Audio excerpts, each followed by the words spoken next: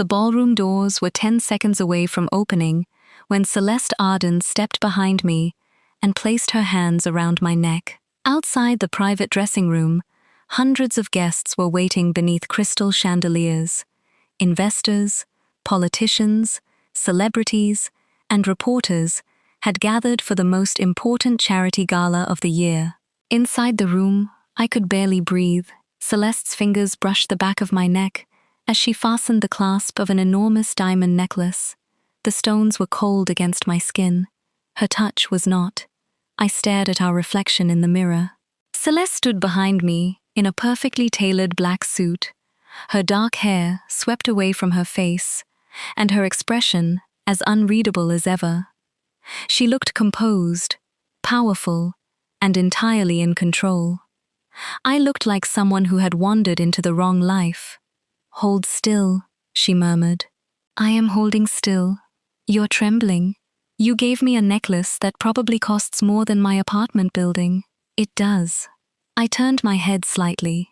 That was not supposed to make me feel better. Her eyes met mine in the mirror. For one dangerous second, the coldness in them disappeared. Then her fingers slid gently along the necklace, adjusting the center diamond until it rested above my collarbone. "Smile," she whispered. "In 10 seconds, everyone in that room will believe you belong beside me." My heartbeat stumbled. "Beside you as what?"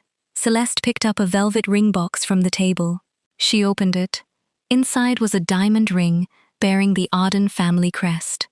"As my fiancé." Before I could answer, the ballroom doors opened. 8 hours earlier, I had been standing on a ladder, arguing with a florist. "No," I said, pointing toward the marble staircase. "The white roses go along the lower railing, the orchids stay near the stage." The florist crossed his arms. "Miss Vale, we were told the orchids were supposed to be the central arrangement. And if we put them there, they'll block the sponsor logos in every photograph. That isn't my problem. It becomes your problem when Miss Arden walks in and sees that $50,000 worth of branding has disappeared behind purple flowers." The florist immediately looked toward the ballroom entrance. Like most people in the Arden Tower, he was terrified that Celeste Arden might appear simply because someone had spoken her name. She did not yet. He sighed and signaled to his team, "Move the orchids." "Thank you." I climbed down from the ladder, nearly tripped over a cable, and caught myself against the edge of a table. It was not an elegant recovery. Unfortunately, someone witnessed it. "You're supposed to supervise the gala, not become part of its emergency medical budget." I straightened. Nora Patel, my closest friend and the head of public relations, stood behind me, holding 2 coffees and wearing an expression of deep amusement. "You could have warned me about the cable," I said. "I wanted to see whether your survival instincts would activate, and they remain underdeveloped." She handed me a coffee. I accepted it with both hands. "Thank you. I haven't eaten since yesterday." "That is not the responsible statement you seem to think it is. I'll eat after the auction catalogs are checked." "You said that before the lighting test." The lighting test revealed 3 dead spotlights, and the world would have ended if you had eaten a sandwich? In this building? Possibly. Nora followed me toward the registration tables. The Grand Arden Charity Gala was Celeste's most important public event of the year. Every major investor in Arden International would be present, along with members of the board and representatives from the Voss Consortium. The Voss Consortium was considering a merger with Arden International. If the merger succeeded, Celeste would secure control of the company her grandfather had founded. If it failed, the board might remove her as chief executive officer before the end of the month. That was why every candle, every wine glass, and every flower arrangement had to be perfect. That was also why I had slept for approximately 4 hours in the previous 2 days. Nora glanced at the tablet in my hand. "Has she approved the final seating plan?" She sent back 14 changes at 3 this morning. Of course she did. She moved Senator Whitmore away from Helena Cross. Smart. She moved herself away from the Voss delegation. Less smart. She said she didn't want to spend 3 hours discussing shipping infrastructure. She's attempting to merge with their company. I'm aware. Nora lowered her voice. Have you heard what the board is saying? I stopped beside a display of auction items. What are they saying? They think Celeste has become too isolated. She has always been isolated. They're calling it a leadership weakness now. I frowned. That doesn't make sense. She took over a failing corporation at 29 and doubled its value in 5 years.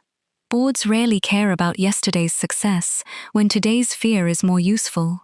What does her personal life have to do with leadership? To them, everything. Nora glanced around before continuing. The Voss family prefers long-term stability. They believe Celeste is unpredictable because she has no partner, no family plans, and no one who can supposedly influence her. That sounds medieval. Wealthy people often modernize everything except their prejudices. I looked toward the ballroom stage, where Celeste would announce the charity's new international program that evening. She doesn't need anyone to influence her. That may be exactly what frightens them. A notification appeared on my tablet. Executive conference room. Immediately. It had been sent from Celeste's private account. My stomach tightened. Nora saw my expression. What happened? She wants me upstairs. You look like someone has issued a death sentence. She only uses immediately when something is wrong. She uses immediately when she wants tea. Because the last person who brought it late was transferred to Toronto. He asked for that transfer. After she looked at him, Nora took the tablet from my hands and gently pushed me toward the elevators. Go. I'll handle the auction catalogs. You don't know the numbering system. Mira. The blue stickers correspond to silent auction items. The gold stickers are live auction items. And the red, I have advanced degrees. The red ones are reserved. Go upstairs before your terrifying employer comes down here and rearranges the entire ballroom herself. That possibility was enough to make me move. The executive floor was silent when I arrived. Unlike the gala level, where staff members rushed through the corridors carrying flowers and trays, the top floor of Arden Tower felt like a private museum. Polished stone, dark glass, muted lighting, no unnecessary sounds. Celeste liked environments that obeyed her. Her assistant, Daniel, sat behind the reception desk outside the conference room. He looked pale. That was not encouraging. She's waiting for you, he said. Is something wrong? He gave me a sympathetic smile. That depends on how attached you are to your current understanding of reality. Before I could ask what that meant, the conference room doors opened. Celeste stood at the head of the long table. 6 board members sat on one side. 3 legal advisors sat on the other. At the far end was Lucian Voss, the silver-haired chairman of the Voss Consortium.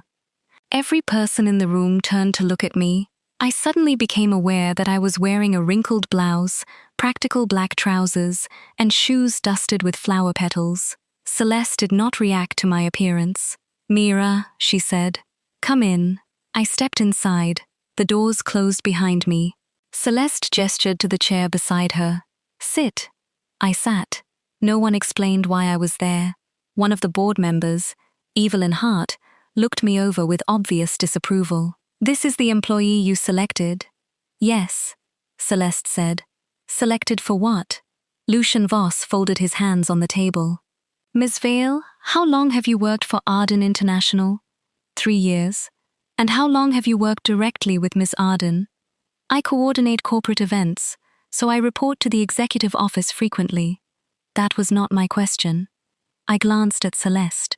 Her face gave me nothing. I have worked directly with her for approximately 18 months. Lucian studied me. Do you trust her? The question startled me.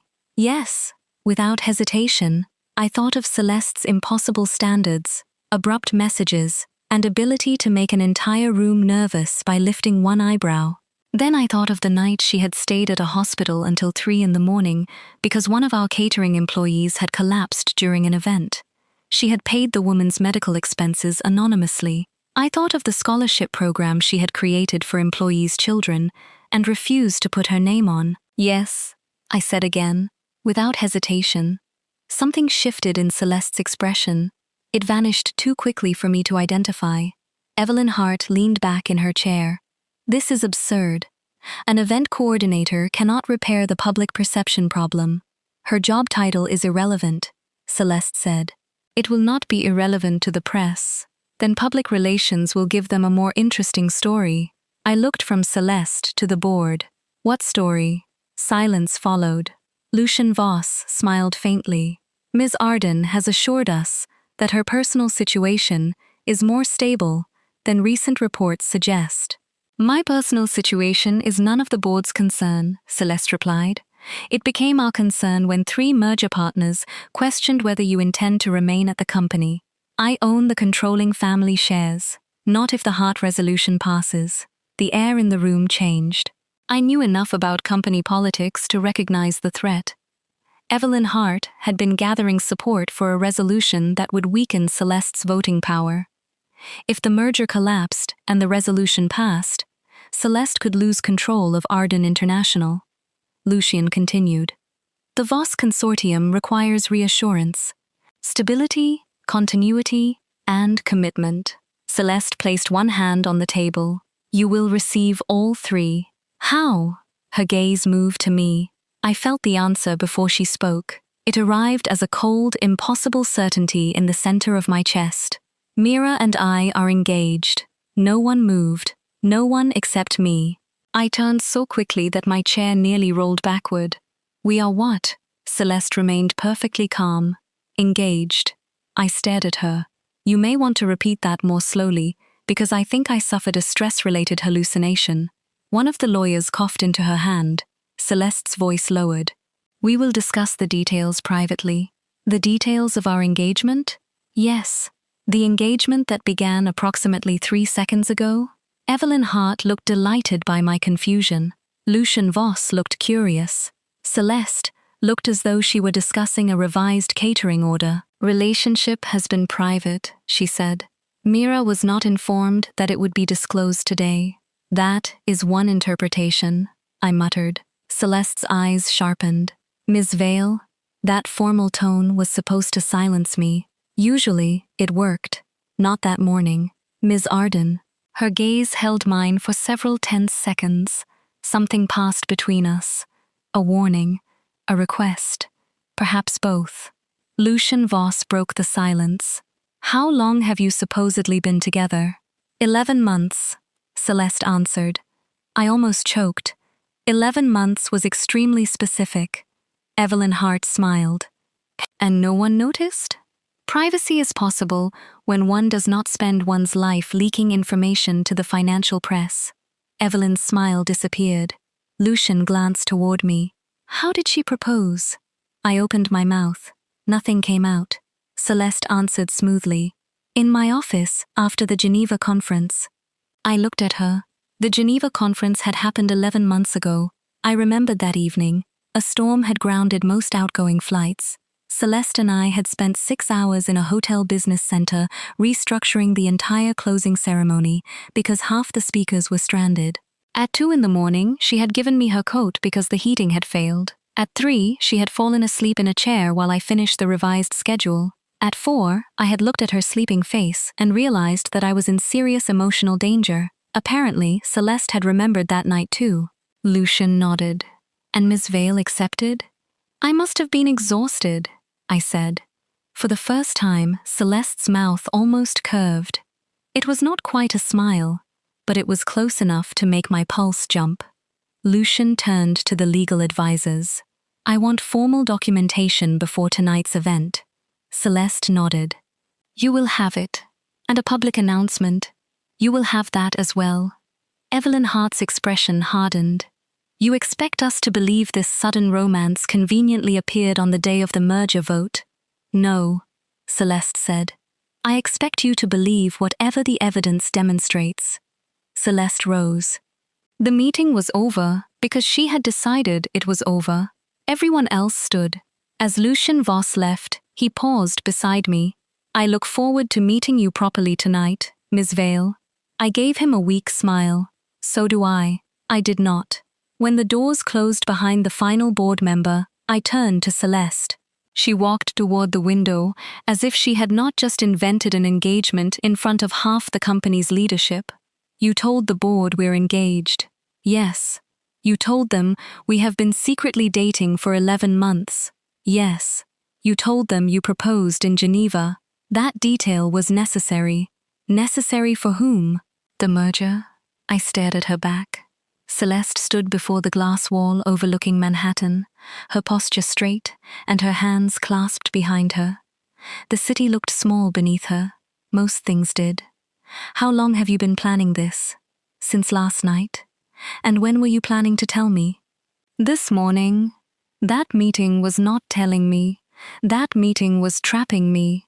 She turned around. Her expression remained controlled, but there was tension in her shoulders. I needed your reaction to appear authentic. My reaction was authentic. I know. You could have asked me. You might have refused.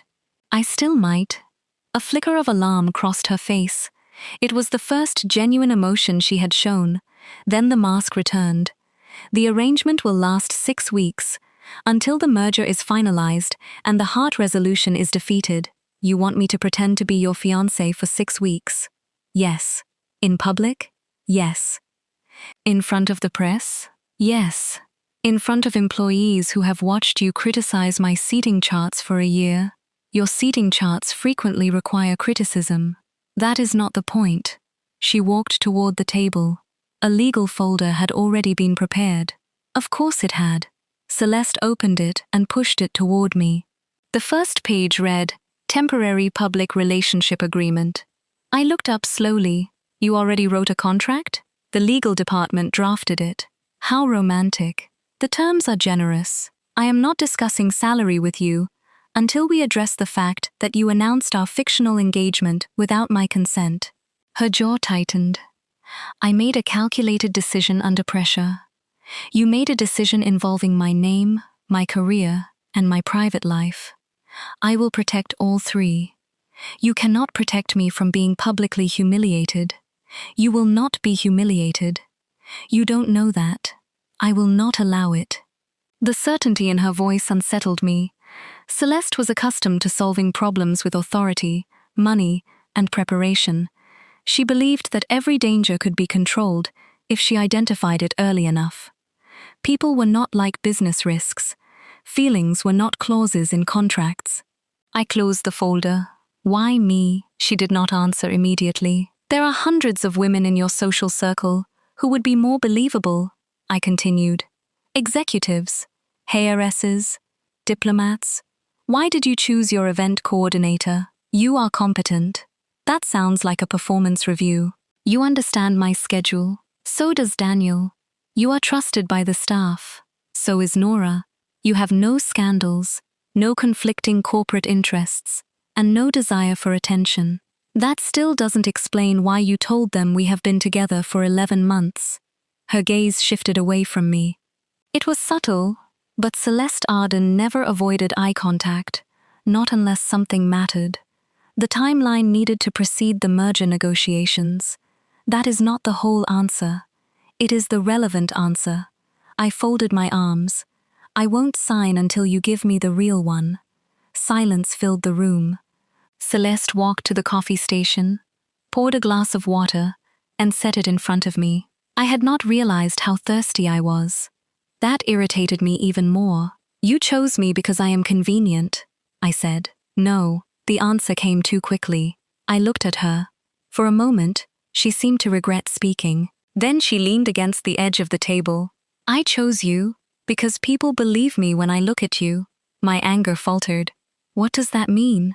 It means that when I stand beside anyone else, I look as though I am negotiating. And when you stand beside me, her voice became quieter. I look less alone. I forgot the contract. I forgot the board. I forgot every reasonable argument I had prepared. Celeste glanced toward the window. I was told that would be persuasive. By whom? Nora. My eyes widened. Nora knew about this. She suggested your name. I'm going to kill her. She advised me to ask you first.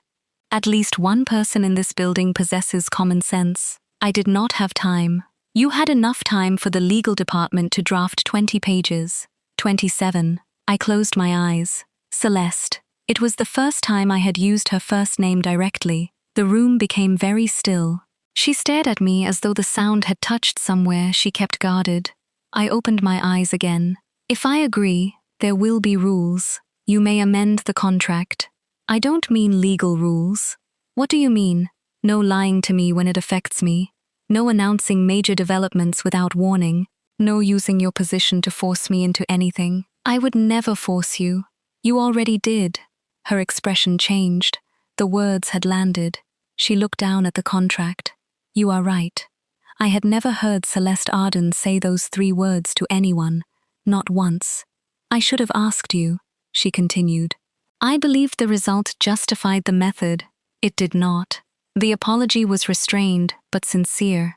That was almost more dangerous than if she had become angry. I took a breath. And if I say no, I will correct the statement publicly and accept the consequences. You could lose the merger. Yes. The board could remove you. They could try. She said it coldly, but I saw the strain behind her eyes. Arden International was not merely a company to her. It was her grandfather's legacy, her mother's inheritance, the only family structure she had left. I should have walked away. Instead, I opened the contract again. 6 weeks? Maximum. And I keep my current role? If you wish. No special treatment at work. Her eyebrow lifted. You already receive special treatment. I receive additional work, because you are capable of it. That sounded almost like praise. Do not become distracted. I fought a smile. I want independent legal representation, already arranged. I want the right to end the agreement at any time. It is in Section 9. I want my family kept out of the press. Section 12. No staged kisses. Celeste went completely still. That was not included. I'm including it. Of course. Public hand-holding is allowed when necessary. Understood. An arm around my waist is allowed only if you warn me. Her gaze dropped briefly to my waist. My face became warm. She looked back at the contract. I will warn you. No entering my apartment without permission. I have never entered your apartment. You had my landlord replace the elevator after I got stuck twice. That was a safety issue. You bought the building. The owner was unreasonable. You bought my entire apartment building because the elevator was unreliable. I purchased an undervalued asset. You are impossible. And yet you are considering the agreement. That was the problem. I signed the contract at 11:15 that morning. At 11:16, my life ceased to belong entirely to me. Nora found me in the executive wardrobe suite 20 minutes later. You knew, I said. She entered carrying 3 garment bags. I suspected. You gave her my name. I offered a list of possible candidates. How many names were on the list? 1. I stared at her. Nora placed the garment bags on a sofa. I told her to ask you first. She mentioned that. She panicked. Celeste Arden does not panic. She absolutely panics. She simply does it with legal documents. I sank into a chair. I signed the contract. Nora looked relieved, then concerned, then suspiciously delighted. This is not entertainment, I warned. Of course not. You are smiling. I smile when I'm deeply worried. You're a terrible liar. That is why no one asked me to become a fake fiancée. She unzipped the first garment bag. Inside was a silver evening gown. It was elegant, fitted, and clearly designed for someone who did not trip over electrical cables. No, I said immediately. Yes, I cannot wear that. You can. I checked the measurements. How did you get my measurements? Human resources. That feels illegal. It probably is. I touched the fabric carefully. It shimmered beneath the lights like liquid moonlight. This is too much. Your new fiancé disagrees. Do not call her that. What should I call her? My employer. Your employer gave me access to the Arden family jewelry collection. I turned slowly. She did what? Nora smiled. Now we are ready to discuss the diamonds. The rest of the afternoon disappeared into controlled chaos. Legal representatives explained the relationship agreement. public relations staff created a timeline of our invented romance. Security teams reviewed potential threats. A stylist adjusted my dress. A makeup artist asked whether Celeste preferred my hair up or down. I replied that Celeste had no opinion regarding my hair. At that exact moment, a message appeared on the stylist's phone. Hair down. Nora nearly fell off the sofa laughing. By 5 o'clock, every major media outlet had received an anonymous hint that Celeste Arden would make a personal announcement at the gala. By 5:30, reporters were gathering outside the hotel. By 6, I was dressed and standing in front of a mirror, wondering when I had lost control of the day. The silver gown hugged my body before falling into a long, graceful skirt. My dark hair had been arranged in soft waves. Diamond earrings sparkled against my skin. I looked unfamiliar, not transformed exactly, revealed, as though the woman in the mirror had always been there, and I had simply never dressed her properly. The door opened. Celeste entered. She stopped. For several seconds, she said nothing. My confidence began to collapse. "What is it?" I asked. "Is something wrong?" "No." "Then why are you staring at me?" "I was not staring. You forgot to walk." Her gaze moved over the dress and returned to my face. "You look beautiful." The words were simple. Her voice made them feel private. "Thank you," I said. Celeste wore a black tuxedo-style suit, with a silk lapel and a white shirt open slightly at the collar. She looked less like a corporate executive and more like the dangerous ruler of an elegant kingdom. I tried not to stare. I failed. Her eyes narrowed faintly. "Is something wrong?" "No." "Then why are you staring?" "I was evaluating the wardrobe decision." "And?" "It is acceptable." A quiet laugh escaped her. The sound startled both of us. Celeste looked away first. On the dressing table sat a long velvet case. She opened it. The diamond necklace inside did not look real. It contained a line of flawless stones centered around a pale blue diamond. I stared. "That cannot possibly be for me." "It is." I thought Nora was joking about the family collection. Nora rarely jokes about jewelry. "I cannot wear that." "You can." "What if I lose it?" "You will not." "What if someone steals it?" "They will regret the attempt." "What if I accidentally damage it?" "Mira." She spoke my name softly. I stopped. "This necklace belonged to my grandmother," she said. "She wore it to every important Arden event for 40 years. That is not making me less nervous. She believed jewelry should be worn by someone who gave it meaning. And what meaning am I supposed to give it?" Her eyes held mine. "Tonight, you make it a promise." My breath caught.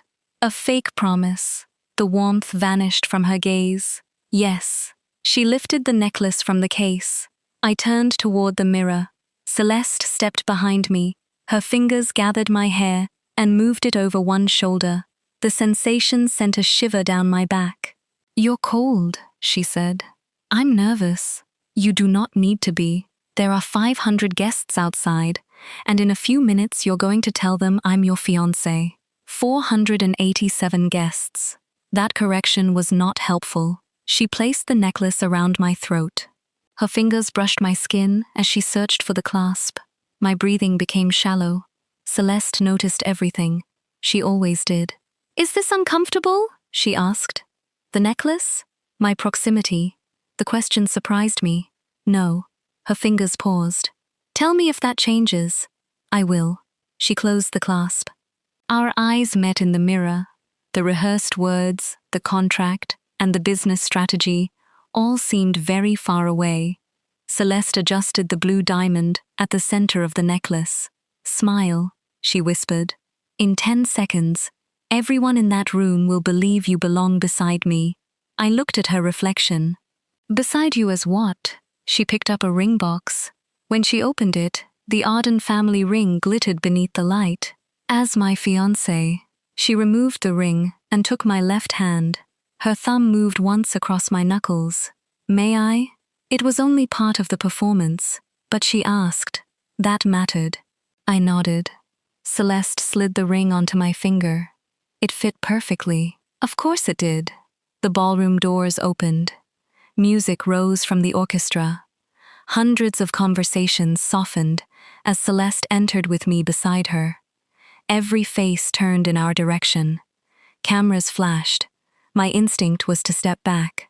Celeste's hand settled at my waist. She leaned closer. "Warning," she murmured. It took me a moment to understand. She was following my rule. I almost smiled. "You're late." I had limited notice. Her hand remained steady against my waist as we descended the staircase. The ballroom glittered below us.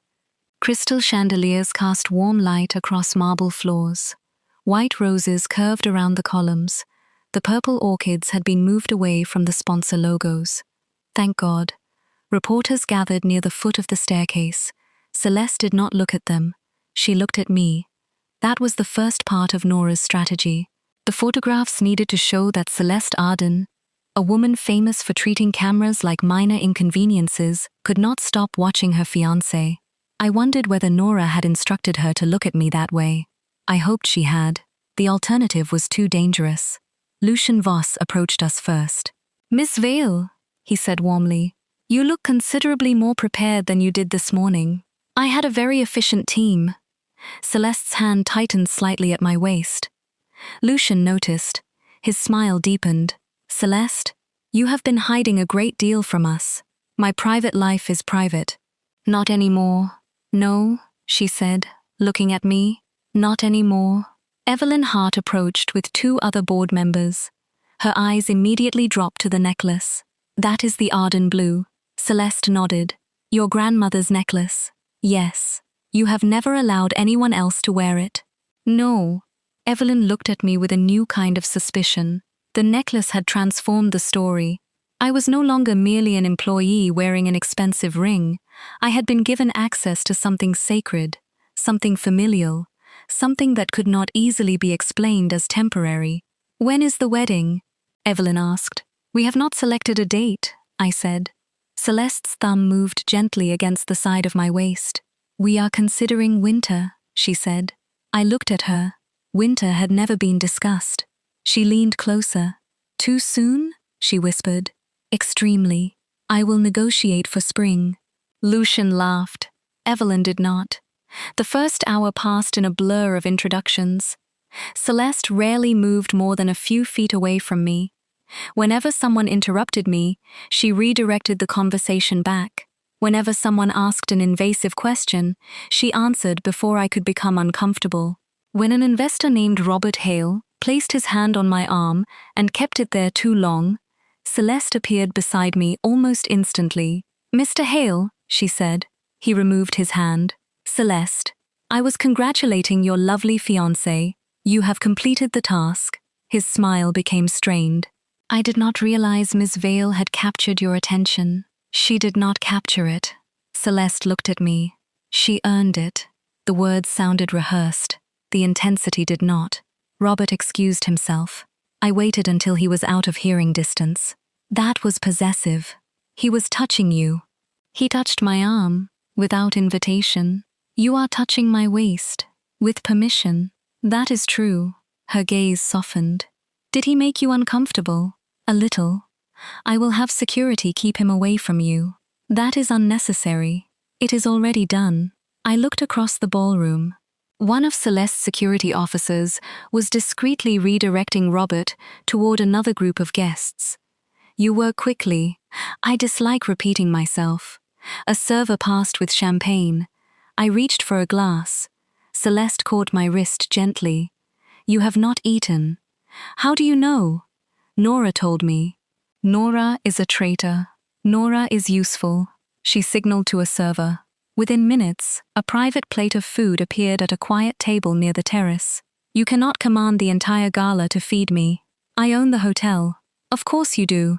She guided me toward the table. "You are smiling.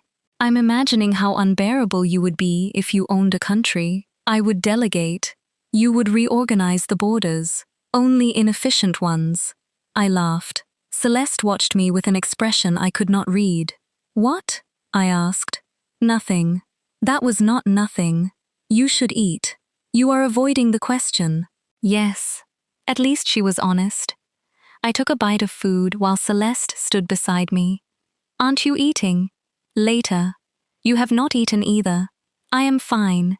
That is what I said this morning. And you were wrong. I held up a fork. Sit. Her eyebrows rose. No one orders me to sit. I'm your fiancé. The word came out before I could stop it. Something flickered in her eyes. Then she pulled out the chair beside mine and sat. Temporarily, she said. Obviously. We ate together at the edge of the ballroom. For 5 quiet minutes, there were no reporters, board members, or contracts. There was only Celeste cutting her food into precise pieces and pretending not to notice when I stole a roasted potato from her plate. You could ask, she said. It tasted better because it was stolen. That is a concerning moral philosophy. You purchased my apartment building without informing me. It was a legitimate acquisition. I took 1 potato. 2. I looked down. There were, in fact, 2 potatoes on my plate. You have no proof. Celeste almost smiled again. Then a voice behind us said, I see you finally learned how to share. Celeste became motionless. The warmth disappeared from her face so completely that it frightened me. A tall woman in a dark red gown stood beside our table.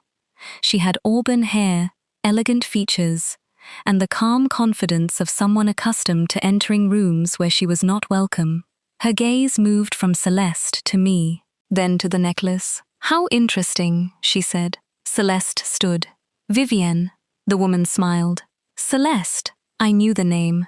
Vivienne Laurent, heir to Laurent Holdings, former diplomatic advisor, and, according to rumors I had once dismissed as gossip, Celeste's former fiancé. Vivienne extended a hand to me. You must be Mira. I stood and shook it. You know my name? Everyone knows your name tonight. Her eyes dropped briefly to the ring. Some of us learned it earlier.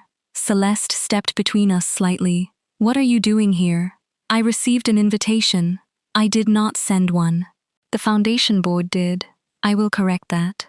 Vivienne's smile sharpened, still treating discomfort like a scheduling error. Celeste's voice turned cold. Do not test me. I came to donate. You could have done that remotely and miss this historic announcement. Vivienne looked at me again. I would never forgive myself. The way she said it made my skin tighten. She knew something. Not merely that the relationship was suspicious, something specific. Celeste knew she knew. Enjoy the gala, Celeste said. Away from us. Vivienne ignored her. That necklace suits you, Mira. Thank you. Celeste's grandmother wore it at our engagement dinner. The sentence struck like a blade wrapped in silk. Celeste's jaw tightened. Vivienne continued. She told me it would become mine after the wedding. Vivienne, Celeste warned. Fortunately, the wedding never happened. I'm sorry, I said automatically. Vivienne looked amused. Do not be. Celeste and I were never suited to marriage. You were suited to ambition, Celeste said. We were both suited to ambition. That was the problem. She turned back to me. May I borrow you for a moment? No, Celeste said. Vivienne's gaze did not leave mine. I was asking Mira. I don't think it concerns her career. That stopped me. Celeste stepped closer. Anything you need to say to her can be said in front of me.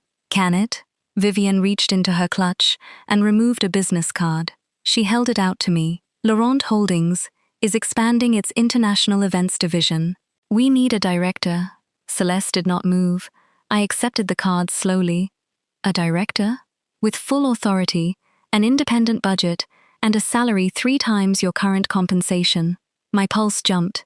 It was not merely a job offer. It was the kind of opportunity I had worked toward for years. Celeste's voice became dangerously quiet. You approached my employee at my event to recruit her. I approached a talented professional who is being underused.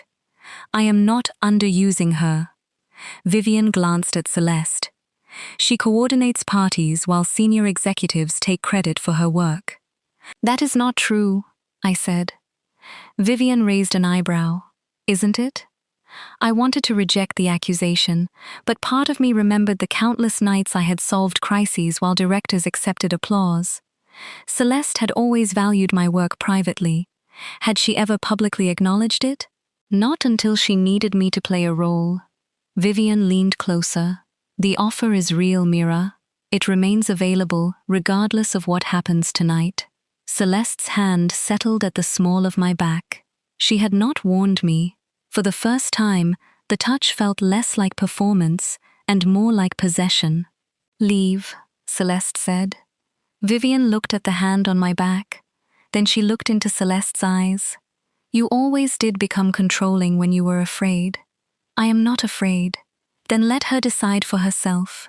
Vivian walked away. I stared at the business card. Celeste remained beside me, rigid with anger. You can remove your hand now, I said. She did so immediately. I warned her to stay away from you. She offered me a job. She used a job offer to provoke me. That does not make the offer meaningless. You are considering it. It was not a question. I have held the same position for 3 years. You never told me you wanted to leave. You never asked. Celeste looked as if I had struck her. The orchestra began playing louder as guests moved toward the stage. Nora hurried toward us. The auction starts in 2 minutes. Celeste, you need to give the opening remarks. Celeste did not look away from me. We will discuss this later. That sounded like an order. Her expression softened slightly. May we discuss it later? The correction mattered. Yes. She walked toward the stage. Nora waited until Celeste was out of earshot. What happened? Vivienne Laurent offered me a director position. Nora's eyes widened. That is either an extraordinary opportunity or the opening move in a corporate assassination. Possibly both. Are you considering it? I don't know. Nora looked toward Celeste, who had reached the podium. She is going to lose her mind. She already lost part of it. Which part? The part that understands personal boundaries. Celeste began her speech. The ballroom fell silent. She spoke about the foundation's work, the families it supported, and the medical programs that the gala would fund. Her delivery was controlled and compelling. Then she looked toward me. As many of you know, she said, tonight is personal for me, in more ways than one. Cameras turned in my direction. Nora squeezed my arm. Celeste continued. For most of my life, I believed privacy and solitude were the same thing. I was wrong. Her gaze held mine across the room. There is someone who has stood beside me through challenges she never asked to carry. Someone whose loyalty has never depended on what I could give her. Someone who sees the work behind the title and the woman behind the reputation. The ballroom seemed to disappear. I could hear only her voice. Mira Vale has brought order to some of the most chaotic moments of my life. She has challenged me, contradicted me, and repeatedly ignored my instructions when she believed I was wrong. Soft laughter moved through the crowd. Celeste's expression warmed. She was usually correct. More laughter. My eyes burned unexpectedly, and because I have spent too much of my life allowing important things to remain unspoken, I will say this clearly. She extended her hand toward me. Mira, come here. Every person in the ballroom watched as I walked to the stage. Celeste took my hand and drew me beside her. The cameras flashed so rapidly that the room became a storm of light. Her arm moved around my waist. This time, she leaned close enough to whisper, "Warning." I almost laughed. Then she faced the crowd. "Meet the woman I'm going home with." The ballroom erupted. Applause, shouts, camera shutters. Celeste looked at me as though we were alone. The line had been designed to go viral. It did. Within 20 minutes, clips of the announcement had spread across every social platform. Within an hour, the Arden International share price rose in after-hours trading. Within 2 hours, the Voss consortium privately confirmed that merger negotiations would continue. The plan was working. That should have relieved me. Instead, I could not stop thinking about the speech. The details had sounded too specific, too honest. Had Nora written it? Had the public relations team? Or had Celeste? After the auction ended, I found her alone on the terrace. The city lights stretched beneath us. She stood near the railing with a glass of untouched champagne. "You disappeared," she said without turning around. "I was checking the donor totals. You are no longer working tonight. I am still the event coordinator. You are also the guest everyone wants to interrogate. That is why the donor room was safer." Celeste looked at me. The coldness had returned, but it seemed fragile now. The gala exceeded its fundraising target by almost $4 million. "You did exceptional work." "Thank you." Her gaze moved to the business card, still tucked into my hand. "You kept it." "I said I would consider the offer." "You would work for Vivian?" "I would work for Laurent Holdings. They are the same thing." "You work for Arden International. Are you the same thing?" "Yes." I should not have been surprised. I leaned against the railing. "Your speech was effective. Effective. Convincing. That was the objective." "Who wrote it?" "I did." I turned toward her. "You wrote that?" "Yes." "About me?" She took a small drink of champagne. "It needed to sound personal, so you used real details." "Yes." "Were any of the feelings real?" Celeste stared at the city. The pause lasted too long. "The gratitude was real," she said. "Only the gratitude." I looked away before she could see the disappointment on my face. "Of course. Mira, we should go back inside." She reached toward me, then stopped before touching my arm. "What did you want me to say?" The question was almost angry. Not with me, with herself. "I didn't want you to say anything. That is not true." "You're right. I wanted you not to turn my real feelings into evidence for a fake relationship." Celeste's expression changed. "Your real feelings?" I froze. She took one step closer. "What feelings?" "I meant my trust in you. That is not what you meant. You don't get to interrogate me after lying to an entire ballroom. Our agreement requires the performance. It does not require you to sound as though you—" I stopped. "As though I what?" The terrace door opened. Daniel appeared, breathless and pale. "Miss Arden, we have a problem." Celeste's entire demeanor changed. "What happened?" "Someone sent the engagement contract to the press." For 1 second, no one spoke. Then Celeste handed him her glass. "Which outlet?" "All of them." "How much of the contract?" "The entire document." My stomach dropped. "The entire document includes my address." "We removed personal information from the final copy," Celeste said immediately. Daniel looked uncomfortable. "The leaked version is an earlier draft." Celeste became frighteningly still. Who had access? Legal, public relations, the board, and the executive office. "And Vivienne," I said. Celeste looked at me. She knew. Daniel's phone buzzed. He checked it. "It is already online." Celeste took the phone. I watched her read the headline. Celeste Arden's fairy tale engagement exposed as corporate contract. Beneath it was a photograph of Celeste fastening the necklace around my neck. The image that had felt intimate now looked calculated, manufactured, humiliating. Comments were appearing beneath the article by the thousands. Gold-digging employee, corporate escort, desperate CEO, paid fiancé. I stopped reading. Celeste handed the phone back. "Take Mira to the private suite." "No," I said. "Mira, I am not being hidden.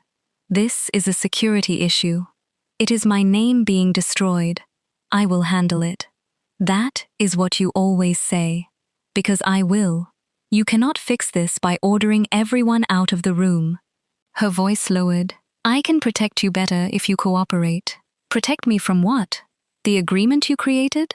Pain crossed her face. She turned to Daniel. "Prepare the crisis team. Lock down all access records. No one leaves the executive level without authorization." Daniel left. Celeste faced me again.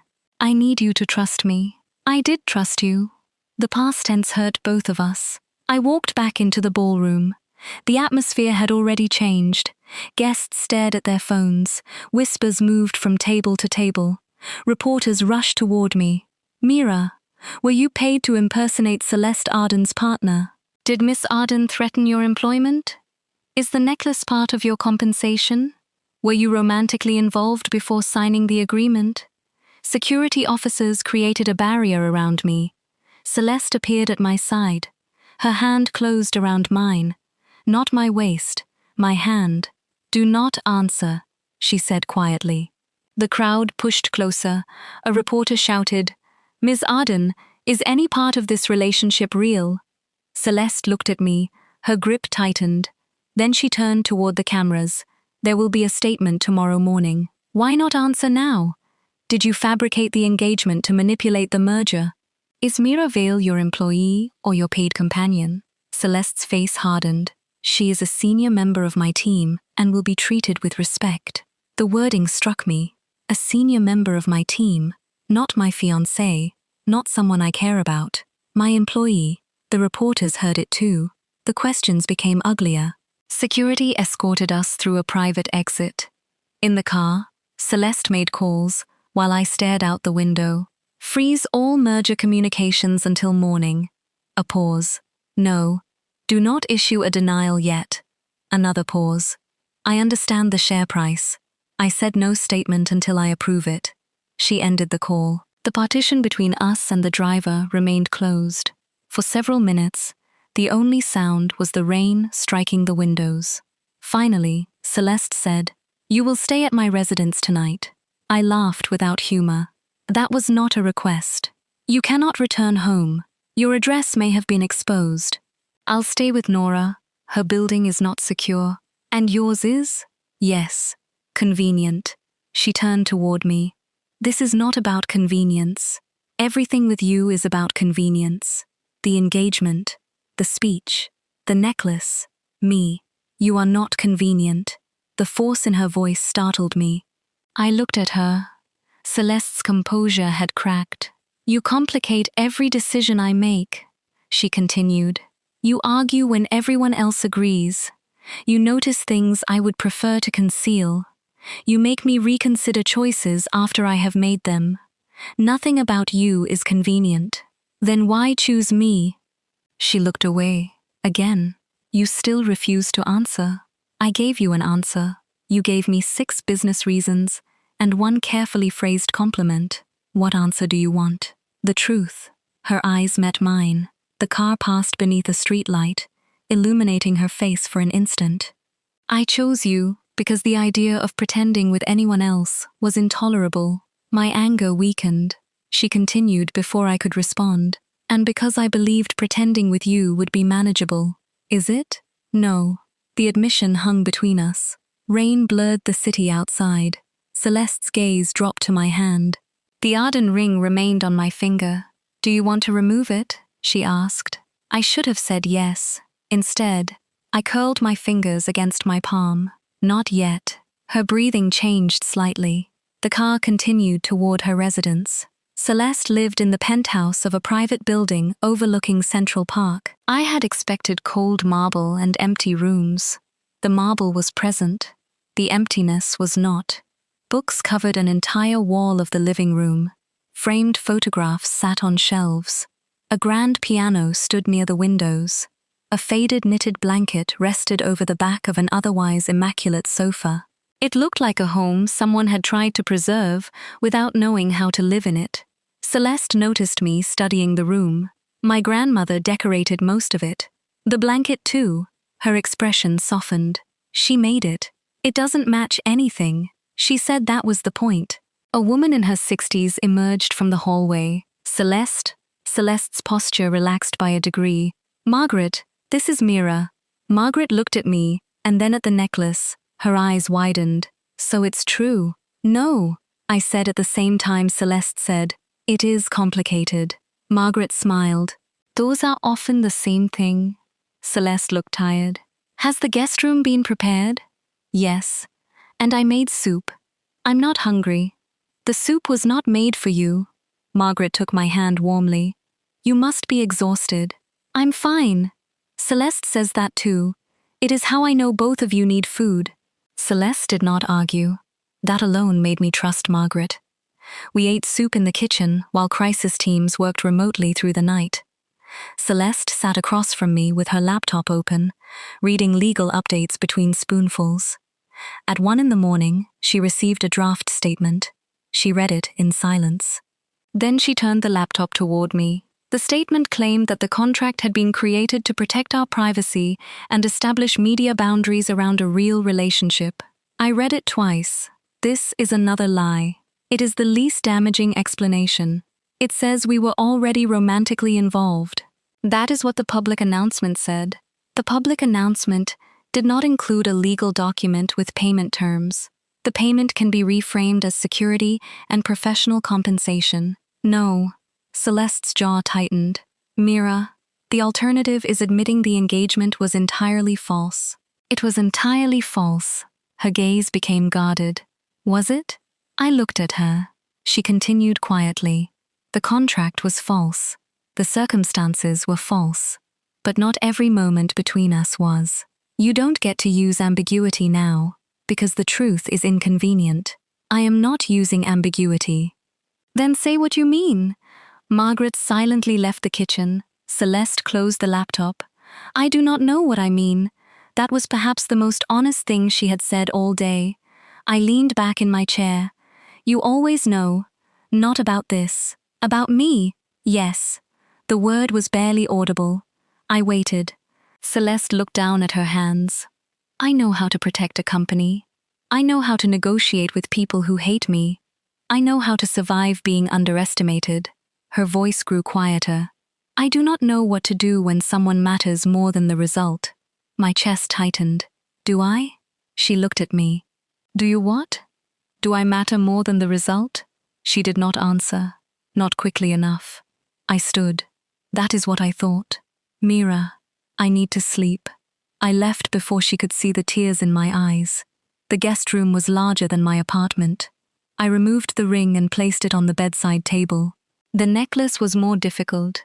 My fingers could not find the clasp. After several failed attempts, I heard a knock. Mira? Celeste. I looked at the closed door.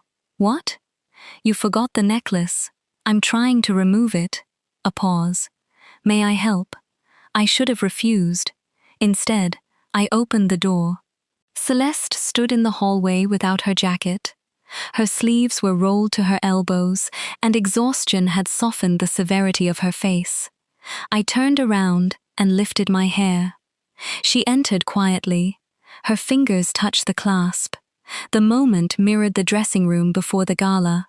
But everything had changed. There were no cameras nearby, no guests waiting, no performance left to maintain. You used to wear this necklace as a child? I asked. My grandmother let me try it on once. How old were you? 10. Were you terrified of breaking it? I refused to move for 20 minutes. I smiled faintly. That sounds like you. She told me diamonds were less fragile than people. The clasp opened. Celeste lifted the necklace away from my skin. Her fingers lingered for half a second at the back of my neck. She was right, Celeste said. I turned. We stood close enough that I could see the tiredness beneath her eyes. What happened with Vivienne? I asked. Celeste's expression closed. We were engaged for 8 months. Was it real? The arrangement began between our families. That is not what I asked. She looked down at the necklace in her hands. I believed affection would develop if our goals aligned. Did it? For a time, I thought respect was the same thing. And she didn't? Vivienne wanted access to Arden voting shares. When I refused to combine our holdings, she provided private information to one of my competitors. The engagement ended because she betrayed you. Yes, that's why you use contracts. Celeste's mouth tightened. Contracts define risk. They also give you a reason not to trust anyone. Trust is expensive. So is loneliness. Her eyes lifted to mine. The silence became intimate, dangerously so. I could have moved closer. She could have touched me. Neither of us did. Finally, Celeste placed the necklace in its velvet case. Get some rest. Celeste. She stopped at the door. Tomorrow, when you decide what to say, don't decide for me. She nodded. I won't. The next morning, the world was waiting for our collapse. News fans surrounded Arden Tower. The board scheduled an emergency meeting. Voss representatives suspended merger negotiations. Arden International shares fell 11% before the market opened. The crisis team prepared two strategies. The first protected the merger. It required Celeste and me to claim that the relationship was real and that the contract merely formalized privacy expectations. The second protected me. It required Celeste to admit that she had created the engagement strategy alone, accept responsibility, and risk losing control of the company. At 8:30, we entered the boardroom. Evelyn Hart was already seated. Lucian Voss joined by video. Vivienne sat near the far end of the table. I stopped. "You invited her?" Evelyn smiled. "Ms. Laurent has information relevant to the leak." Celeste's gaze turned lethal. "Remove her." Lucian spoke through the screen. "She stays." Celeste took the chair beside me. "Then begin." Evelyn placed a printed contract on the table. "This document proves that you attempted to deceive the board and manipulate the Voss merger. It proves that I prepared a temporary public relations strategy," Celeste said. "A strategy involving false representations to investors. No merger documents were signed after the announcement because the contract was leaked first." Lucian looked toward me. "Ms. Vale, were you pressured into this arrangement?" "No." Celeste turned slightly. I continued. "She should have asked me before the board meeting, but I signed the contract voluntarily after negotiating the terms." Evelyn's smile faded. "Were you paid?" The contract included compensation for increased public duties and security risks. "That sounds like payment." It was payment. I was performing work beyond my existing role. Celeste looked at me with something like pride. Vivienne tapped one finger against the table. "The issue is not whether Mira accepted compensation. The issue is why Celeste selected her." Celeste's body became still. Vivienne continued. "There were more credible candidates. Women from her social circle. Women with independent status. Women the board already knew." Evelyn glanced towards Celeste. "Why did you choose an employee?" Celeste's gaze moved to me. "Because I trusted her." Vivienne smiled without warmth. "You trusted me once." "That was my mistake. And now you are making another." Celeste's hand tightened on the table. Vivienne turned toward me. "Ask her when she decided to use you." "I did ask," I said. "Did she tell you about the private board analysis conducted 3 months ago?" I looked at Celeste. "What analysis?" Celeste said nothing. Vivienne slid a document across the table. It contained photographs. Photographs of Celeste and me at corporate events. Celeste watching me during a conference. Celeste holding an umbrella over me outside a hotel. Celeste standing too close during a rehearsal. Each image had been marked with notes: perceived emotional attachment, potential stabilizing partner, high staff approval, strong authenticity rating. My stomach turned. "What is this?" I asked. Evelyn answered. "A reputational assessment commissioned by the board." I looked at Celeste. "You knew about it?" "Yes." "For 3 months?" "Yes." "And you never told me?" "I had the assessment buried." "But you read it?" "Yes." The answer hurt more than it should have. Vivienne leaned back. The board identified Mira as Celeste's most believable romantic partner long before yesterday. Celeste did not choose her under sudden pressure. She knew exactly how convincing the story would be. I stared at Celeste. "Is that true?" Celeste's voice became low. "Yes." "Then why did you tell me you chose me last night?" "I did choose you, after someone else calculated how useful I would be." "That is not why." "How am I supposed to know?" "Mira, you had evidence that people already thought you were attached to me, and then you turned that perception into a corporate strategy. It was not that simple." "It feels very simple." I stood. Celeste rose immediately. "Sit down," Evelyn said. I looked at her. "I am not one of your board members." Then I walked out. Celeste followed me into the corridor. "Mira, stop." I pressed the elevator button. "You promised not to lie when it affected me." "I did not lie. You omitted the fact that the board had been analyzing photographs of us for months." "I wanted those files destroyed." "But you used their conclusion." "I used it because it was true." I turned toward her. What was true? Her control finally broke. That I was attached to you. The elevator doors opened. I did not enter. Celeste stood in front of me, breathing hard.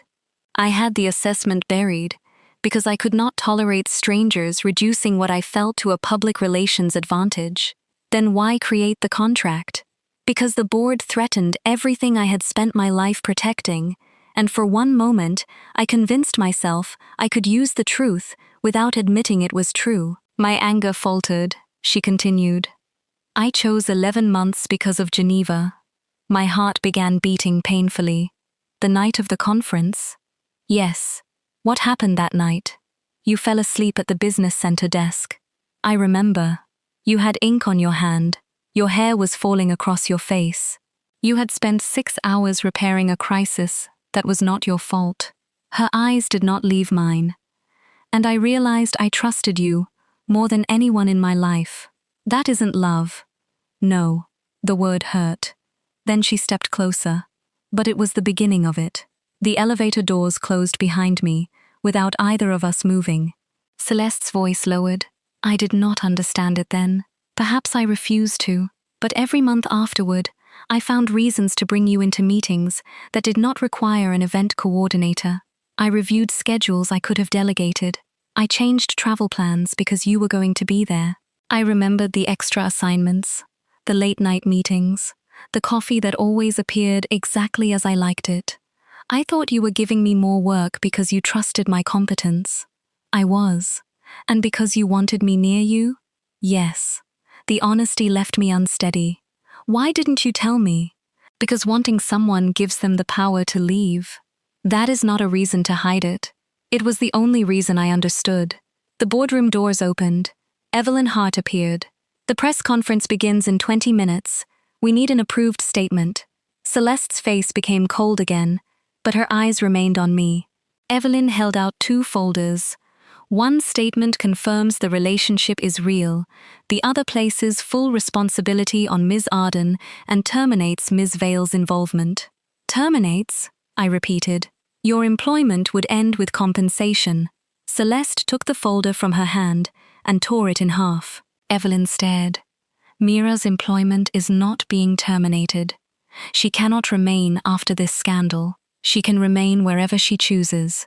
Then the board will vote to remove you. Celeste did not hesitate. Call the vote. Evelyn's expression shifted. You would lose the company for her? Celeste looked at me. If those are the terms. My chest tightened. I should have felt chosen. Instead, I felt terrified, because Celeste was preparing to destroy herself in another dramatic decision without asking what I wanted. No, I said. Both women looked at me. You are not sacrificing the company for me. Celeste's expression hardened. It is my decision. That is the problem. You keep making decisions for both of us. I will not let them use you, and I will not let you turn me into another reason to isolate yourself. Evelyn looked between us. This conversation is touching, but the press is waiting. I took the remaining statement folder from her hands. I will speak. Celeste stepped toward me. You do not have to. I know. I read the proposed statement as we walked toward the press room. It was polished, cautious, and entirely empty. It said the agreement had been misunderstood. It said corporate safeguards had been misrepresented. It said private feelings would remain private. It said nothing that mattered. Outside the press room, Celeste stopped me. There is still time to leave. And let you face this alone? Yes. That is not what a fiancé would do. Pain flickered in her eyes. You are not obligated to maintain the role. I'm not doing it for the role. Before she could answer, the doors opened. Dozens of reporters filled the room. Cameras pointed toward the stage. Celeste and I walked to the podium together. The board sat in the front row. Vivienne sat beside them.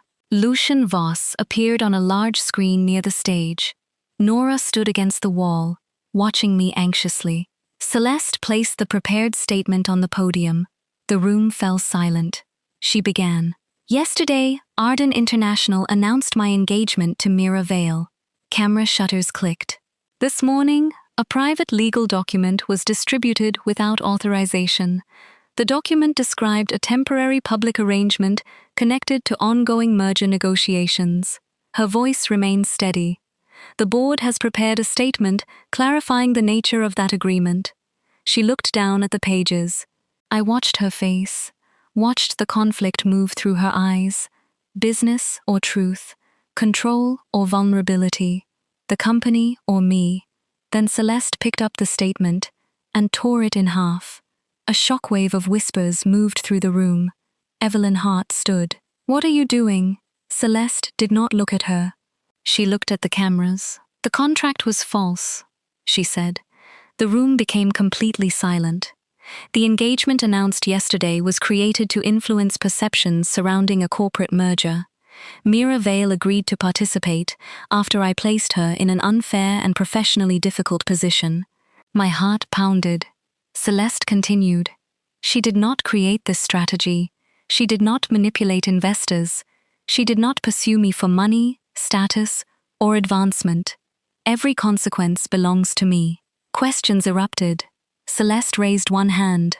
The room quieted again. But there is another truth. She turned toward me. The cold CEO disappeared. No controlled expression. No corporate mask. Only a woman standing in front of the entire world with nowhere left to hide. The contract was false, she said. My feelings were not. My breath stopped. Cameras flashed. Celeste faced me fully. I told myself I chose Mira because she was credible, because the staff trusted her, because the board would believe the relationship. Her voice trembled almost imperceptibly. But I chose her because I had already fallen in love with her, and pretending was the closest I believed I would ever come to saying it. The room vanished around us. She continued. I used a contract because I was afraid of asking for something she might refuse. I called it strategy because admitting the truth would have required surrendering control. Her gaze dropped briefly to my bare hand. I had left the ring in the penthouse. I do not expect forgiveness. I do not expect her to remain at Arden International. I do not expect her to return the feelings I failed to express honestly. Her eyes returned to mine. But I will not allow another statement written by lawyers to turn her into a convenient employee when she has become the most important person in my life. I could not breathe. A reporter shouted, "Ms. Vale, do you love Celeste Arden?" Every camera turned toward me. Celeste immediately stepped forward. She will not answer personal questions. I touched her arm. She stopped. For once, I stepped toward the microphone willingly. I trusted Celeste before I loved her, I said. The words surprised me even as I spoke them. Celeste stared at me. I admired her long before she noticed, or long before I understood that she had noticed. A few people in the room laughed softly. I looked at Celeste. But love cannot survive as an extension of employment. It cannot exist under a contract written by one person and accepted under pressure by the other. Her face became still. So no, I continued. I will not remain her fiancé under the current arrangement. Pain filled her eyes. I removed the Arden ring from my handbag and placed it on the podium. A collective gasp moved through the room. Celeste looked at the ring but did not touch it. I understand, she said. Her voice was quiet. I turned back to the reporters. I am also resigning from my position as event coordinator, effective immediately. Nora's eyes widened. Celeste looked at me sharply. You do not have to resign. I know, you said you would not let them remove you. They are not removing me. I faced her. I am choosing myself. The pain in her expression shifted into something else. Respect, pride, perhaps even relief. I continued. I have spent years making other people's visions successful. I accepted less authority than I had earned, because I was afraid that asking for more would make me difficult. My eyes moved briefly toward Vivian. Ms. Laurent offered me a director position. I am grateful for the offer, but I will not accept a role created partly to provoke someone else. Vivian inclined her head. No anger, only acknowledgement. I will establish my own independent events and strategy firm. Nora smiled from across the room. It was the first time the future felt entirely mine. A reporter asked, "Does this mean the relationship is over?" I looked at Celeste. "The contractual relationship is over." "And the personal relationship?" Celeste waited. She did not answer for me. That mattered more than anything she could have said. "The personal relationship," I replied, "will depend on whether Celeste Arden knows how to ask, instead of negotiate." A wave of laughter passed through the room. Celeste's gaze remained fixed on mine. "I can learn," she said. The microphone caught it. By noon, the press conference had become the most watched corporate broadcast of the year. By 1, the board formally initiated a vote against Celeste. By 2, employees throughout Arden International began sending messages of support. By 3, 3 major shareholders announced that they would oppose Evelyn Hart's resolution. By 4, Lucian Voss requested a private meeting. Celeste declined until the following morning. For the first time in her career, she chose not to resolve the company's crisis immediately. Instead, she found me packing my office. I had worked in that room for 3 years. It contained event binders, fabric samples, seating charts, thank you notes, and a dying plant Nora insisted was still alive. Celeste stood in the doorway. "May I come in?" I looked up. Yes. She entered but did not move closer. The distance was deliberate, respectful. "I spoke to Human Resources," she said. "I already submitted my resignation." "I know. You cannot reject it. I was informed of that repeatedly." "Good. I also instructed them to transfer ownership of all event concepts and proprietary planning systems you created." I stopped packing. "They belong to the company. They should belong to you, Celeste. It is not a condition. It is not compensation. It is an overdue correction." I studied her. "Thank you." She nodded. On my desk sat a folder. She placed one hand on it. I prepared something. My expression must have changed, because she quickly added, "It is not a contract." "What is it?" "A proposal." "That sounds dangerously similar." "You do not have to accept it." She pushed the folder toward me. Inside were incorporation documents for Vale Strategic Events. My name appeared at the top. The company was structured independently.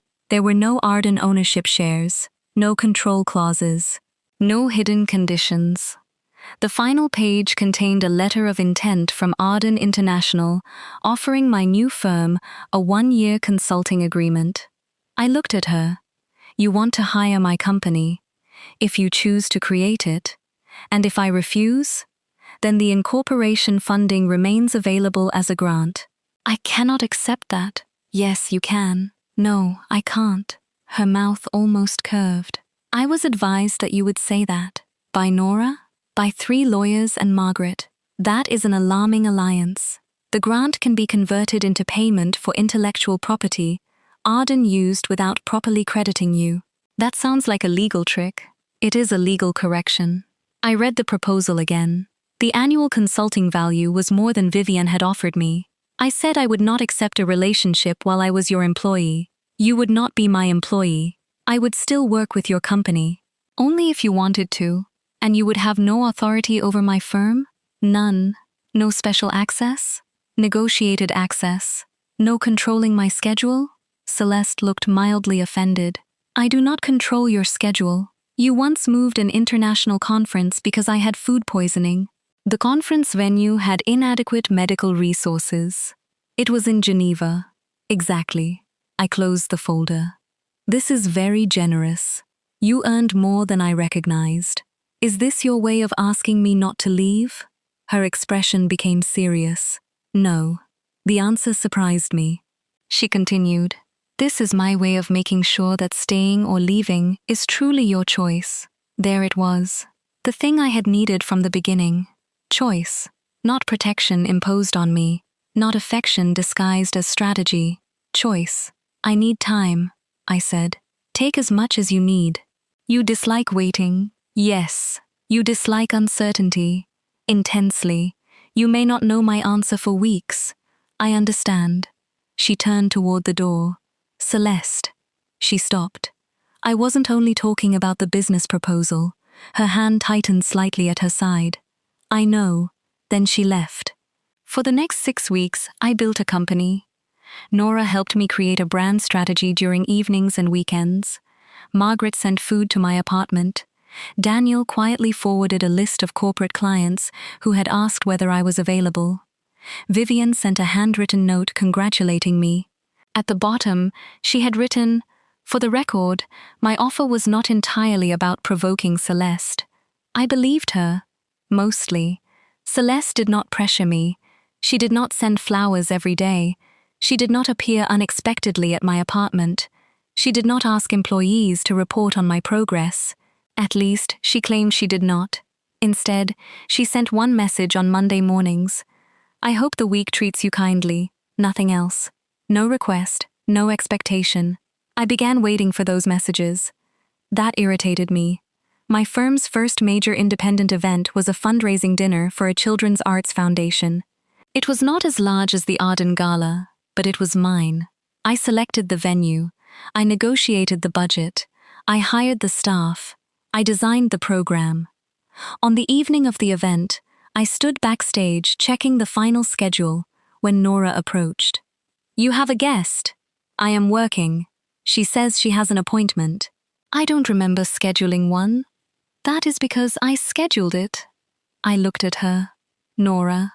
she asked properly. That narrowed the possibilities to one. Celeste stood in the empty rehearsal room behind the stage. She wore a dark blue suit and held a small velvet case. My heart began beating faster. "You came. You invited Arden International as a sponsor. I invited the foundation department. They assigned me. Chief executive officers usually do not attend small foundation dinners personally. I requested the assignment. That sounds more accurate." She looked around the room. "The event is beautiful. Thank you. You exceeded the fundraising target before dinner began." "How do you know?" I checked. Of course. A nervous silence settled between us. Celeste Arden looked nervous. The sight was almost unbelievable. "I brought something," she said. She held out the velvet case. I did not take it. "What is it?" "The necklace." My breath caught. She opened the case. The Arden blue rested inside. The diamonds reflected the soft backstage lights. "I cannot accept that. I am not giving it to you." "That is reassuring. I wanted to ask whether you would wear it tonight." I looked at her. "Why?" "Because my grandmother believed it should be worn by someone who gave it meaning." "You said that before the gala." "I did. But that night, I was pretending to be your fiancé." "No." Her voice was gentle. "That night, you were pretending. I was hiding." The distinction settled deep inside me. Celeste stepped closer, but kept enough distance for me to choose. "The first time I placed this necklace around your neck, I was asking you to support a lie." Her eyes held mine. "This time, I am asking whether I may stand beside you while you celebrate something that belongs entirely to you." I swallowed. "As what?" "Whatever you permit. Not as my employer. No. Not as a client trying to influence me. No. Not as a fake fiancé." Her expression softened. "Never again." I looked down at the necklace, then back at her. "What do you want to be?" For once, Celeste did not hide behind careful language. "I want to be the woman who takes you to dinner after your event." "That is very specific." I rehearsed. "I can tell. I want to ask about your day and listen to the answer. I want to be invited into your apartment instead of purchasing the building." "That remains one of the strangest things you have ever done." "I understand that now." "Do you?" Margaret explained it repeatedly. I smiled. Celeste continued. "I want the opportunity to earn your trust again. I want to know you outside conference rooms, gala rehearsals, and emergency schedules." Her voice lowered. "And eventually, if you choose, I want to ask you a question, involving a ring without a lawyer in the building." My eyes burned. "That may take time. I know. I may say no. I know. You cannot buy another company every time you become anxious. I can try to reduce the frequency." I laughed. Celeste watched me as though the sound mattered more than the entire event outside. I turned around and lifted my hair over one shoulder. Her breath caught. "Are you sure?" she asked. "Yes." She removed the necklace from the case. Her fingers trembled slightly as she placed it around my throat. Celeste Arden, who could face hostile boards without blinking, was trembling. I met her eyes in the mirror. "You're nervous," I said. "Yes. Good. Good? It means you understand that you cannot control the answer." Her fingers found the clasp. "I understand." She closed it carefully. The blue diamond settled against my skin. She did not immediately step away. Our reflection looked different from the night of the gala. I was not wearing a silver gown selected by her team. I wore a simple black dress I had chosen myself. Celeste did not stand behind me as my employer. She stood beside me, as a woman asking permission to remain. She adjusted the necklace gently. "May I tell you something?" "You may." "The first time I saw you wearing this, I wanted the lie to become true." My heartbeat accelerated. "Why didn't you say that?" "Because I was a coward." That is not a word many people would use for Celeste Arden. They do not know me as you do. I turned to face her. "What else do I know?" "That I dislike disorder. That is obvious. That I secretly enjoy terrible detective novels." "I did not know that." "You were not supposed to." "That your grandmother made the ugly blanket on your sofa." "It is not ugly. It is extremely ugly. She would have liked you." The words softened something inside me. Celeste continued. "You know that I use control when I am afraid. You know that I become cold when I care too much. You know I make decisions quickly and apologies slowly. Very slowly. I am working on it. I've noticed." She looked down at my lips and then back into my eyes. The movement was small, impossible to misunderstand. "May I kiss you?" There was no crowd, no board, no contract, no strategic reason. Only a question, and my answer, yes. Celeste touched my face with one hand, slowly, carefully, giving me time to change my mind. Then she kissed me. It was not the dramatic kiss the gala photographers would have wanted. It was softer, tentative at first, a promise rather than a claim. I rested one hand against her chest and felt her heart beating as quickly as mine. When we separated, Celeste kept her forehead against mine. "Was that acceptable?" she whispered. I smiled. "It requires further evaluation." "How thorough?" "Possibly several weeks. I am prepared to cooperate." I kissed her again. Someone clapped from the doorway. We pulled apart. Nora stood there with Margaret and Daniel. "I told you she would figure it out," Nora said. Margaret smiled. "I never doubted Mira." Daniel checked his watch. "The foundation dinner begins in 4 minutes. I looked at Celeste. "You cannot distract the event director before her own program." "I apologize." Nora raised an eyebrow. She apologized quickly. "This is serious." Celeste ignored her and offered me her arm. "May I escort you? You may walk beside me." Her expression warmed. Even better, we entered the ballroom together. This time, there were no lies waiting behind the doors. No invented timeline. No board-approved romance. The guests knew me as the founder of Vale Strategic Events. Celeste had been invited as a sponsor, not as my employer. When reporters photographed us, she did not place a possessive hand around my waist. She looked at me first. I nodded. Only then did her hand settle gently at my back. Months later, the Voss merger was finalized under revised terms. Lucien Voss later admitted that Celeste's public confession had demonstrated more leadership than any manufactured engagement could have done. Evelyn Hart's resolution failed. She resigned from the board shortly afterward. The internal investigation revealed that one of her aides had leaked the contract after receiving information from a Laurent Holdings consultant. Vivian denied authorizing the leak. I believed her. Celeste did not. They continued disliking each other with impressive consistency. Vale Strategic Events grew faster than I expected. Arden International became a client, but not my only one. I negotiated every agreement personally. Celeste argued over budgets. I refused unreasonable deadlines. We learned how to disagree without turning the disagreement into a war, most of the time.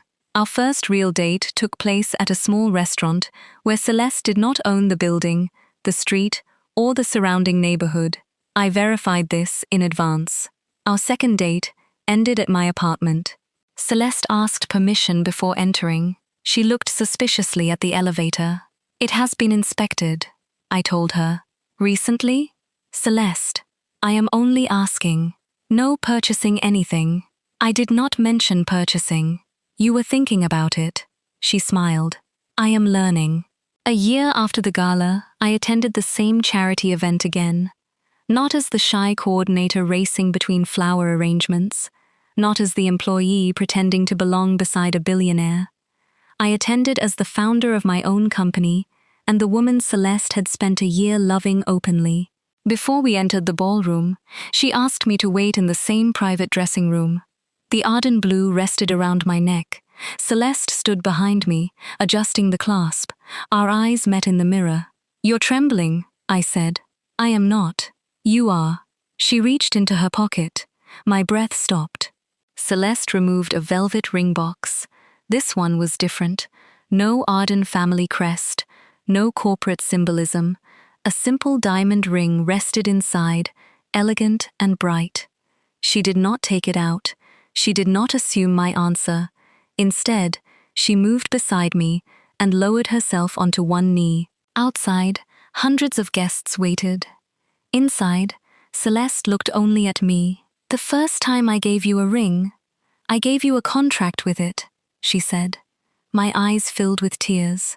"The first time I called you my fiancé, I had not earned the right to ask." Her voice shook. "This time, there is no merger, no board demand, no strategy. There is only the life we have built and the future I hope you will choose." She opened the box fully. "Mira Vale, will you marry me?" I let her wait for 3 seconds. They were the longest 3 seconds of Celeste Arden's life. Then I smiled. "Yes." Her controlled expression shattered. She stood so quickly that I laughed, and then she kissed me while tears slipped down her face. When she finally placed the ring on my finger, her hands were trembling again. "It fits," she whispered. "Did you ask human resources for my measurements?" A shocked laugh escaped her. "No." "Nora? Margaret, that is acceptable." Outside the dressing room, the gala coordinator knocked urgently. "Ms. Arden, Ms. Vale, the ballroom doors are opening." Celeste looked at me. "Are you ready?" I looked at our reflection, the diamond necklace, the real engagement ring. The woman who had once tried to turn love into a controlled arrangement and had learned, slowly and painfully, to ask instead. "Yes." Celeste offered her hand. I took it. The ballroom doors opened. Cameras flashed. Music rose. And when we stepped into the light, Celeste did not introduce me as the woman she was taking home. She did not need to claim me in front of anyone. Everyone could see the truth in the way she looked at me.